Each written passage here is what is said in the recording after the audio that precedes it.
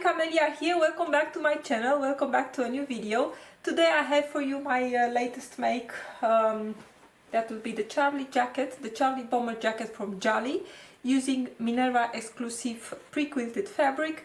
And in this video I would like to talk a little bit about how I adjusted the pattern, because the pattern is made, the Jalie bomber jacket is made for stable knits, and of course I made it in a pre-quilted fabric, which is completely no stretchy. It's a woven fabric, it's no stretch at all. So I want to talk about that, and the fabric is double-sided, so I want to show you how I treated the seams in the jacket, because I didn't want to add a lining. Also, I'll talk about a little bit about the pockets that I added and considerations for that, and some other tips and tricks to sew with this fabric. So, the Minerva exclusive pre-quilted fabric, it's made with their exclusive cotton satin, of cotton satin, and the inside of the fabric is also a really nice quality cotton, and in between you have some batting, you know, the one that they use also in quilts, and the whole thing is pre-quilted. It's really nicely sewn. Of course, obviously the good side of the fabric is sewn with the black thread, and the inside one with pink. This one is the Falling Blossom print, if I'm not mistaken, and it was my first time making or working with a pre-quilted fabric. I do have some other ones in my stash, but I think I have only double gauze front and back, and then with some of this stuff in between, and pre-quilted, of course. But that one is in my stash. I did not use it yet. So this one, I was really excited about it. Of course, I just want to mention again that I am a Minerva brand ambassador, so I am getting the fabrics that you see here from Minerva. Most of the time are free for me, in exchange of a post. I get to choose what I want to make, so that's really great that I have the liberty to do that, but I must make them and show them to you. So I must say also that probably you'll consider this fabric expensive. It's not the cheapest one, but if you were to choose a really nice fabric for the outside of the garment and a really nice fabric for the inside of your garment, so for the lining, and then also with the batting in between, and to quilt everything, I think it's really worth the money. And also I must say that the fabrics are really nice, so it's really nice quality cotton front and back, and actually it's really great to sew with. I had completely no problems sewing this. Pattern considerations, I was, you know, before I got the fabric, I was already sure that I'm going to make a bomber jacket with it. Although, to be honest, I think this is a great fabric to use also for a longer jacket. It's nice and, how should I say, thick, but you can imagine that here is a lot of air between these fibers here. So it's making, it's really nice and warm, but it's actually very light. This jacket is really light, and I can imagine that it will work really nicely also for, you know, for a longer one.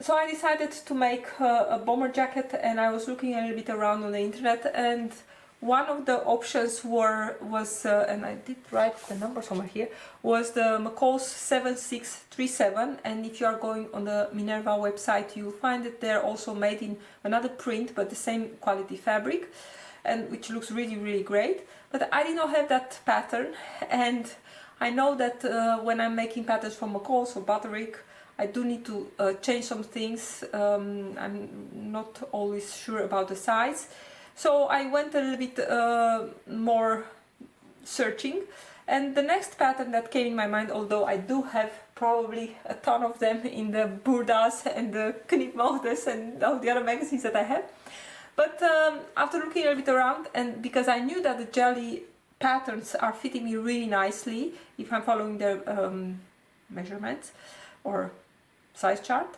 I decided to make their Jalie bomber jacket. Well, the only problem is that that pattern is made for stable knits, so things like ponte knits or French terry or a sweat shirt type of fabric, you know, knit fabric. And my fabric, as I said, has completely no stretch, so I was thinking, should I size up? But then if you size up, and because it was my first time making this pattern, I was thinking, if I was to size up, and everything will grow, the neck will grow, the shoulders will grow, everything. And the fabric, it does have some body, of course, to it, and I didn't want to have it really like a baggy jacket. So I'm just going to put it on. It's a little bit chill here in my sewing room. So I was thinking, you know, I want to have it to be comfortable, but I did not want to have it baggy. Well, with that in mind, I went with my size measurements, and in my case I'm a double V size in the Jalie patterns. But to be sure that I'm not going to get in trouble with it, I did add, when cutting the fabric, I did add a little bit of extra. And at that moment I was not sure how I'm going to finish the seams of the jacket, thinking that is an unlined garment. But in the end, all that extra seams that I added actually served me really nicely when finishing the inside of the jacket. I'm going to talk a little bit later about that. So I printed the pattern. Of course, if you are a little bit used with Jalie patterns, you get in a Jalie pattern, you get all the patterns from baby to, I don't know which size, like a really big size. In this case, you know, they have a different size numeration. They use letters for it. But if you, I'll put a link to it, you see they have a really big size range. So you get all of them. I printed from the smallest one that would fit my daughter to my size. I don't know why, because I cut the pattern in the end. But with that in mind, I printed it, and I was thinking, well, in this case, the back is getting cut on the fold. But if you were to fold this fabric, I mean, if you were to fold this fabric, you'll see that you'll consider the turn of the cloth. So the fabric that is getting into the fold, it was, of course, because of the thickness of the fabric, it would throw away a little bit or throw out the fit, also especially for the neck. So I was thinking, I just taped a little of paper, you can see it here, and then folded, copied the pattern, cut it, and then open it up, and so I have the pattern double. And this is what I cut it from my fabric. So I cut the back once, and then also in this pattern the sleeve is also cut on the fold, and of course it was no way that I could cut this one on the fold and still to be accurate. So I did the same trick with the paper to add it here on the sleeve, and then cut it one layer. And I cut it one layer, and then just well, in this case, in the sleeve was not necessary to flip it because it's, you know, it's the same front and back. But for the front piece here, I did have to, because I cut everything single layered, I cut it one time like this, and then I just turn it and cut it one time like this, you know, to get mirrored images. Otherwise you get two fronts or two rights. Don't forget that if you cut it single layer. I also did my adjustment for the sway back, something that I always do, as you can see here. I did the adjustment for the sway back. I added a little bit of paper to bring everything back on the fold, and then made the pattern to be double. And for the rest, there are no changes in this thing. I also did not change my I made no changes here for the shoulder. Where's the shoulder? The shoulder is hitting really nicely, exactly where it should be. And for the rest, that was yeah, it was really the fit was really easy. Well, I must confess that I did not make a toile for it, but you know, I was thinking, well, this is a garment that it should be a little bit oversized, And I added, of course, some extra seam allowances to be sure that I'm going to have enough, you know, room. So in this case I added, I'm just going to keep it like this, you know, I made it, if you can see here, it says add 1.5 centimeters sway back. This is because I had to stop, go away, and I just made the note, the notes here on the pattern and leave it on the table. And I was thinking that I worked on this jacket, I think, during the whole last week, and I had only small bits of time to sew on it, so just a few minutes every day. And I was again thankful that I am very spoiled, I should say, to be able to have my own sewing room, because if you have your own sewing dedicated space, you know, not like in a room where also other people must come, you can leave everything as it is and just go away and come back later and everything is there waiting for you. You don't need to clean the stuff, you know, and put it away. That's it doesn't matter how big or small your sewing space is. If it's a dedicated space where you can leave everything as it is, it's saving a lot of time. You can come every time just for a few minutes to work on the project and then go away. So that's why this jacket did take a full week, but actually just really short times, working time during the day. So in the end I added here 1.5 centimeter. I added on my, let's see, on the sleeve here you can also see a note that I added 1 centimeter. I did add here a little bit. I came from the underarm seam. I came a little bit straighter down, and then in the end I did add also 1.5 centimeter extra seam allowance also on the front, because the whole pattern has only 1 centimeter seam allowance. I added 3 millimeters extra because I wanted to be sure that I have enough fabric to insert my zipper, but then to cover that seam allowance, you know, to have a little bit more zipper on it, so that I don't need to use a facing or something like that. So I added to the front also 3 millimeters, and then here to the armhole 1 centimeter and 1.5 for the shoulders. Something to keep in mind, I did make a kind of a paper fitting session, you know. I just pinned the the pattern pieces on the seam allowances, and I just fit it on. And so I decided, I also saw that I really needed that sway back adjustment. But also something to remember is that in this pattern the shoulder seam is brought to the front, so you need to keep in mind that when you put your sleeve, that the shoulder notch is not on the seam here, but is the shoulder notch from the top of the sleeve should come a little bit. You have a notch here on the back where actually the shoulder seam is. The other pieces for the pattern is the color that I just cut in as it is, with in ribbing. And something cool about this pattern, you know, most of the time when you have a bomber jacket or a jacket like this with a zip and the border, sometimes you have that the border will go all the way to the zipper, and I find that gives sometimes a little bit of problems, you know, to be able to sew that zipper really nicely and to have it sit nicely.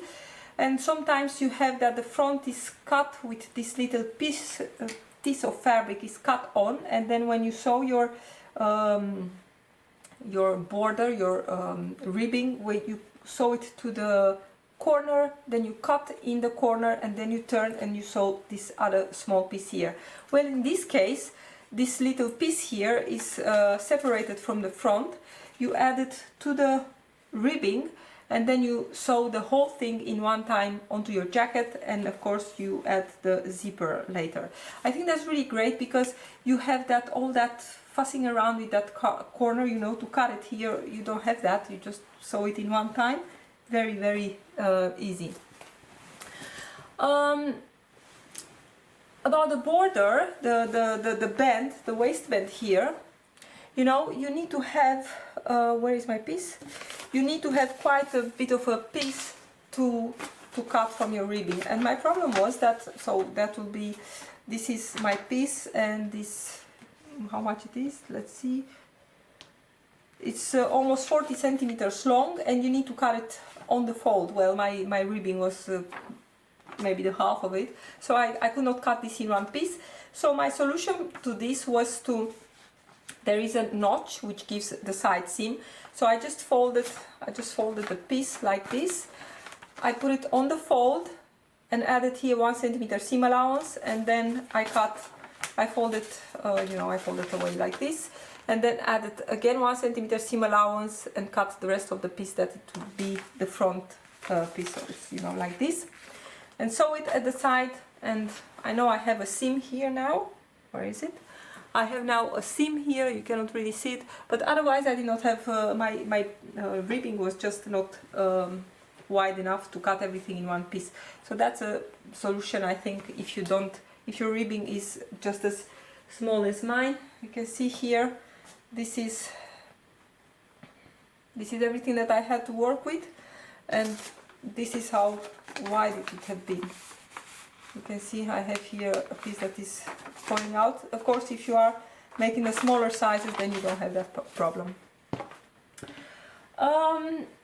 So that was what I wanted to say about the band, that I cut it in 2 parts, and that I find that the fact that they put this little triangle, it's not a triangle, this little piece of fabric that you put it first onto the band, it's making really that the whole thing is, otherwise you would have to fussy around with that corner.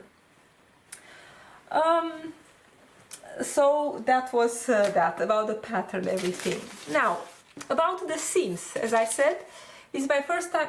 Most of the time I'm making my outerwear with a lining. I need to have a lining in it. First of all, I find that the garments are looking nicer, and also they are when you, depending what you are wearing, you don't need to worry about, because if you have a lining in it, it's always going to fall really nicely against your clothes. Doesn't matter what you wear, and to put it on and off, always handy. But in this case, the fabric is double-sided, and it was a really pity to cover this fabric, and it's also very nicely against the clothes, so it will not stick. So I was thinking I need to use this. I did make a trial of the jacket. I pinned the if you are on Minerva, I probably you've seen that picture. I pinned the side seams and the shoulder seams, at the real stitching line, so the 1 centimeter for the pattern and 1.5 what I used. I pinned this at 2.5 centimeters and put it on, and it was perfect. So I was thinking, well, I have all that seam allowance, I need to use that. And my idea was, of course, when you are using a fabric like this, double-sided, and you make a garment, I think the best and probably the easiest way is to bind everything with bias binding. So something like this, and you have a seam like this, and you just stitch. Well, in my case, my seam allowance in this is really, really big, but you just put some bias binding like so.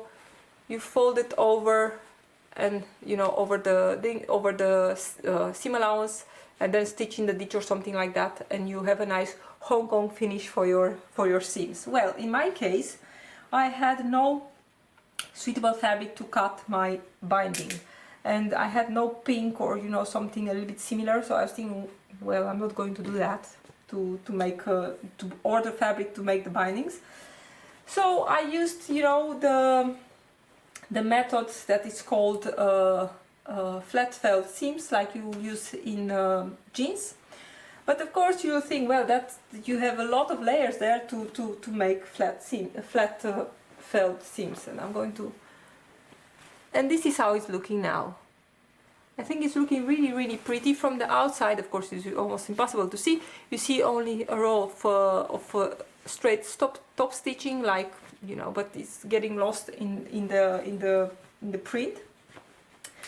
But I used that. I used it for the, let's see, I used it for the side seams, and I'm going to show you in a moment how I did that. I use it for the side seams here all the way to the armhole. I use it to insert the sleeves, also the same as you can see, and it worked really nicely. It's very easy to make, also for the shoulders. I think it's a great, and it's a very sturdy finish also for all the seams. Now I don't know if it's taking more or less time than putting the binding everything, but you know. And I know that my jacket is not completely, it's not at all, and it's not meant to be reversible. You could make, of course, something really nicely. And I was thinking that to make this completely reversible, you could use the felt system for the felt seams for the side seams and the armholes and stuff like that. And for this part where you add the bindings, and for the neck, you could also bind these ones with some really nice bias binding, and top stitch then. And maybe you have to think about the zipper and use some what's it called, those pressing things or other kind of closures. But for me the idea was not to make this reversible, but I really wanted, of course, a nice finish for the inside, you know, because it's unlined and it will get open. And with that in mind, I was thinking, well, I need to have some pockets. I mean, in a jacket like this you need to have pockets. It's not cool not to have pockets. But before I get to the pockets, I'm going to put my machine on. I prepared here my machine, and I want to show you how I did those seams, and then I'm going to get back to the pockets.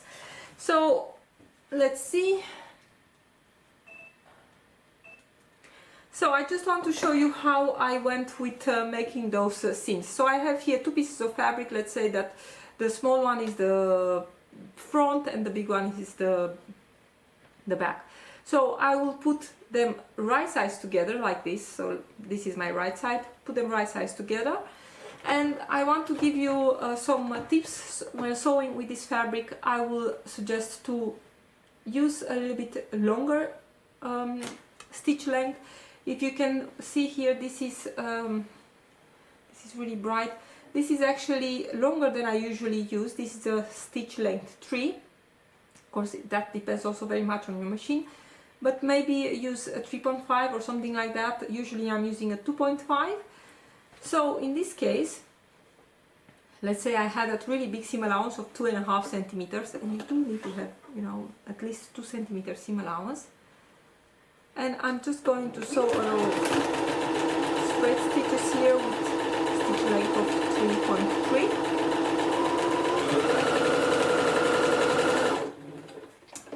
Okay, I don't need to back stitch or something like that. This one is just a sample. As you can see, this is how it's looking. The next step, again, this will be my front.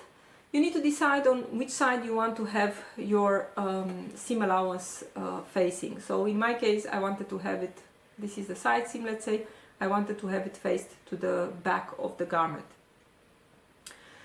If you were to add, to finish this on another way, you know, this would be also cool, you know, to bind these edges with, let's say, with the black binding, and then just top stitch on either side of it. I think that would be also nice, you know, and you have on the inside all this print showing up. That's also nice. But in my case, I wanted to have everything covered, so the next step is to cut the seam allowance that is facing the part of the garment where everything is going to be pressed to. That is going to get a little bit shorter. And I'm going to cut it to about 1 centimeter. Something like this. You need to be careful when you press this. You don't want to really press it. And why? Because otherwise all this batting is going to flatten really flat. So pressing this, I was really careful not to press it a lot. Actually, I did just a little bit of pressing the whole project, especially in these areas. The next step, well, this is asking a little bit of patience and time, was to open. I wanted to take away all this, or at least a little bit of this batting stuff that is in between the the layers. So my solution to that was to grab my this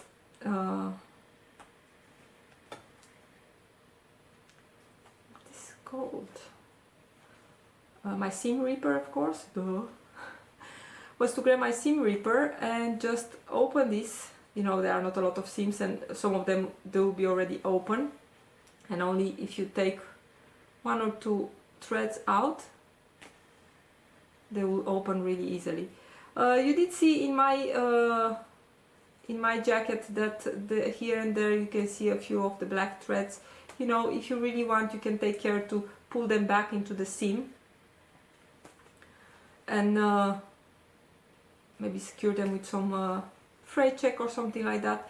But as you can see, it's getting really not so, it's not taking a lot of time to open this. Okay, something like this. And now you can see already that I can cut this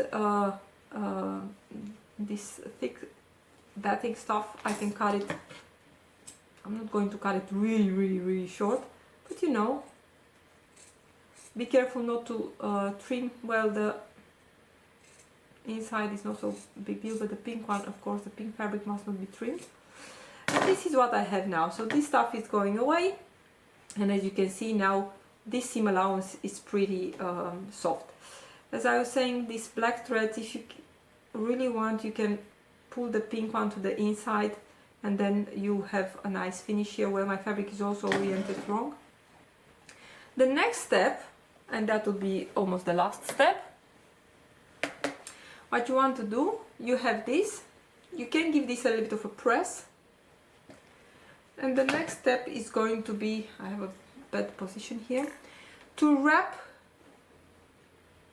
the two seam allowance or the two fabrics, because it's double, you know. And if you find that when you wrap it is a little bit too long, you can trim it just a little bit more, but the fabric is pretty thin, there is no need, it's not a lot of bulk. And you just wrap it, and then you put a pin like so. And you know, you don't need to try to make it really small. Don't trim the first seam allowance to 6 mm or something like that, because you have really big problems to sew it, because even if you take that batting out, there is a lot of, there are still a few layers, and there will stay some of that batting in. So don't make it really difficult to yourself. I have some, I think my seam is about 1 cm or a little bit more. And this is what you have. And the next step is going to be, of course, to try to, well, not to try, you will have to top stitch this. Just put it on your machine like so. Again, you have here the hump jumper. If you have, depending where you are on your seam, you can, with your presser foot, put this thing behind, and then your presser foot is really level, and you can start stitching. And I just stitched just inside the that fold. Very easy. Well, use some pink thread, of course, don't use black. And it's going to look really nice. Well, in my case it's a little bit wonky because, you know, I don't see it really nicely here. But this is how it's looking. You can see now, and it's really, it's not thick, not thicker than the rest of the fabric. Oops. And this is from the other side. Again, if you use a black thread, it's going to look much nicer than my wonky yellow thread. So this is how I treated the side seams and the underarm of the sleeve. I must say that I did add the sleeves on flat, and then I sewed everything, the side seam and the sleeve seam, in one piece. And to sew all the way into the sleeve, I must say that it was not easy. It was not easy, but it can be done. As you can see here, the whole thing is felt, so it can be done, but I must say that it was not really easy to get with my machine. I had to stop, of course, somewhere and then come from the other side from the sleeve to get it done, but you know, it can be done. It's not impossible. Well, the last thing that I want to talk about are of course the pockets. And although I'm not before I go to the pockets, I just wanted to say that for the zipper I used Jalie has, for this pattern, has a complete tutorial on their website, which is really great. And to put the zipper, they zigzag first the tape of the zipper to the garment, and then they stitch close to the teeth of the zipper. And I think that's really great because you get a really nice finish here on your zip. And to do that, I don't use this often, but I think this is a great foot to have. I'm going to talk a little bit more about it also on my next video, where I'm putting piping with this. This is one of those generic zipper feet. You know, I had to take the whole thing from my presser foot on my machine to put it on, but it's working really, really great. You can get really close to the zipper, and I think it's also great to put invisible zippers with it, if you compare with this. This is the normal one from my puff. My zipper was of course too long, and I put it first on. It was way too long, and I just make it shorter from here, from the top, because it's a separated zipper. You cannot make it from the bottom. And of course I use my really handy tools. Always fun to pull some teeth out of a zipper. I have a coarse Minerva label. And to talk about the pockets now, I'm not going to show you how to do the pockets, because of course otherwise this video is going to take 2 hours. But for the pockets, I really wanted a pocket, but not a side pocket, because I was thinking, well, you know, because the fabric is going to gape and everything. So I was thinking to have a kind of a welt pocket, but also that, because of the thickness of the fabric, I was thinking, well, I'm going to do that. And my solution to that was to make, you know, the pocket that is really hard to see, but I think you can see. I have here a pin, and here is another pin. This pocket is, it's called by some people a jacket pocket or a breast pocket, or it was another name, but I forgot. So it's the one that the welt, the white welt is top stitched on the garment. So the ends of the welt, where is the welt? The ends of the welt are not going into the garment like you normally do when you turn it and you pull everything inside, but the thing is, the edges here of the welt are already finished, and you just top stitch them. This is a really easy application of a welt pocket. First of all, because when you put a welt pocket, you always need to start and to end on both lines at the same place. Well, with this one, the one where you attach the piece with the welt must always be a little bit longer than the second one where it's coming, you know, the pocket back, or the pocket, yeah, the pocket back. So this is a really easy application, and I've seen a few tutorials. I also seen one made by Kennedy King on his pockets class on Crafty that I highly recommend. But I think this worked really nicely, and I have them both, of course, made here on my jacket. And this fabric, as I said, I was worried that I'm going to get a really thick welt, but when you press this with steam and a bit of heat, it's getting really nice and flat, and it's very easy to handle. So all that thickness is getting lost. That's why I said you need to be careful when you press it. But for a welt, that worked really nicely. I'm going to try to make a small tutorial one of these days, because it's really a very easy way to put a pocket. I had a little bit of problems in my jacket, because I started with making it here, and I was thinking, well, I'm just going to, you know, I'm just going to wing it and make a shape. But my fabric was a little bit small, so I had to give it a little bit of a crazy shape. And I really wanted to have it here catched into the band, because like this is not going to fly around. And you can see it here. This was my first try, and I was thinking, when I finished this, I was thinking, well, this is not really something I want. You know, if this was lined, this would have been okay. I mean, of course, finishing a normal, this was just a piece of fabric that I cut. But I was worried about this. I was thinking, well, how I'm going to finish this stuff? The way to do it, of course, it will be to sew first like a small facing, and then to come with the pocket back. But in my case, I just came with a very fast solution, was to come, I had there, my fabric was bigger, I just made a fold into the fabric, covered this like so, you cannot see anything now, and just top stitched from the, well, this was not closed yet, just top stitched, or wait, so I just made the fold of the fabric. I just folded a little bit up, this is how I did it. I just folded a little bit up to cover that that seam from here, and then I just came into the previous seam and stitched, and everything was staying like this. And later when you come to top stitch the welt, well, that's going also to catch this on place, so it's really easy. But I'm going to make a tutorial. It's a great pocket application, especially for jackets, for thick fabrics. It works great, and by folding this like this up, it's also working really nicely for unlined garments. As you can see here, I just folded the edges of the fabric to the inside and top stitch really closely to the edge, and I think it's a really nice finish, as you can see. So, and you can use whatever fabric you want because you cannot see it from the outside. It's covered here all the way inside. Oh, I need to have, still have some lace to take out. So that's going to be my next tutorial here on the channel, a really small one on these awesome pockets. So I hope you enjoyed my video about the Jalie jacket from Jalie. I highly recommend it. I highly recommend also this fabric. It's just great. It's giving a really light jacket, very nice to wear. And I was outside taking pictures of it. Now I can wear it because you know, I have the pictures done. It's just great. It's very light, and I can tell you that it's also really warm.